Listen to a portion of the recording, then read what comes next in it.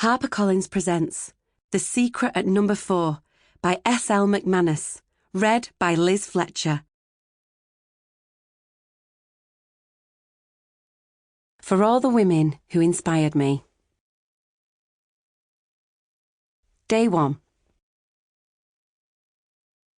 Prologue. Ruth. Flashing lights swirl into the black. There is a body on the pavement. A mother is screaming. My phone vibrates in my back pocket and I turn away from the scene.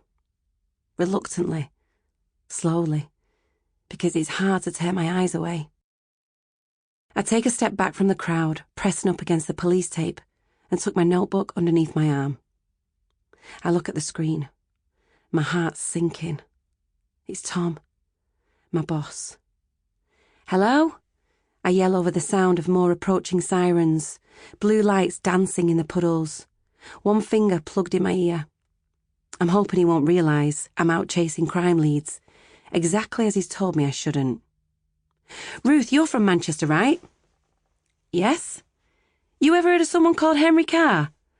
Bloke went missing 15 years ago. No one's seen or heard from him since. I pause.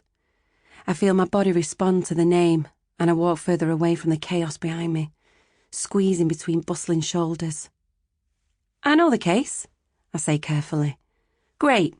Big chance of a development in it.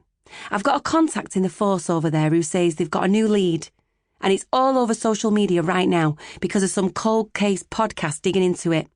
I figure, since you've got a connection, maybe you can head down to Manchester and start turning over rocks. It's the kind of story you've always wanted, isn't it? I step into an alleyway to shelter from the crowds that are continuing to gather and turn the idea over in my mind. I think of Manchester, of home, and my mouth turns dry. I don't know if I can go back, especially if it's to look into the Henry Carr case. It's too close to home, far closer than Tom can ever know. I swallow, but my throat is sticking. You'd have 5 days to get a story together, just in time for the anniversary of his disappearance. I want to go live with it then, so you'd be on a tight deadline, Ruth. This could be a big break for you, Tom says, sensing my hesitation. I watch a group of drunk men stumble by and consider this for a moment. It could be a big break. Reporting on crime is a dream for me. Up to now, Tom's mainly left me to cover missing cats and fly tipping. I feel a lurch of something. Excitement, anxiety. Could I actually do it? Go back to Manchester? Interview people about Henry Carr? 5 days seems no time at all to uncover 15 years of mystery. I really feel you're the best man for the job, Tom says, his voice wheedling. Well, woman. I smile, let it fall again. The thing is, I am the best woman for the job. He doesn't even know it. No one knows it, because I never talk about it. I can't. But yes, I know the Carr case, because I knew Henry Carr. I grew up across the street from his house, the house he vanished from 15 years ago. Day 2. Chapter 1. Ruth. It's Sunday morning, and the sky leading to Manchester has split itself in two. The carriage groans and sways, lulling its passengers into quiet.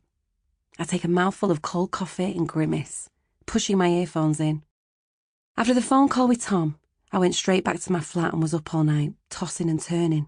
Dreams of Henry Carr punctured holes in my sleep, and by 4 a.m. I had given up entirely and trudged into the living room, spending the rest of the early morning trawling the internet for more information about the disappearance. It made me feel connected to something I hadn't for a long time. Home. The train is crammed full, and despite an autumn chill clinging to the air outside, inside the carriage is humid and heavy. I glanced down at my duffel bag, my only commitment to coming back. It was as small as I could manage, a symbol of my reluctance to stay for too long. I feel in my jacket pocket for the plastic keychain. Running my thumb over the picture, I feel comforted, knowing I have Mum close. I wonder what she'd think of this, what she would have said. She hated gossip, hated rumours, and I know she would tell me to tread gently, to think twice. Sample complete. Ready to continue?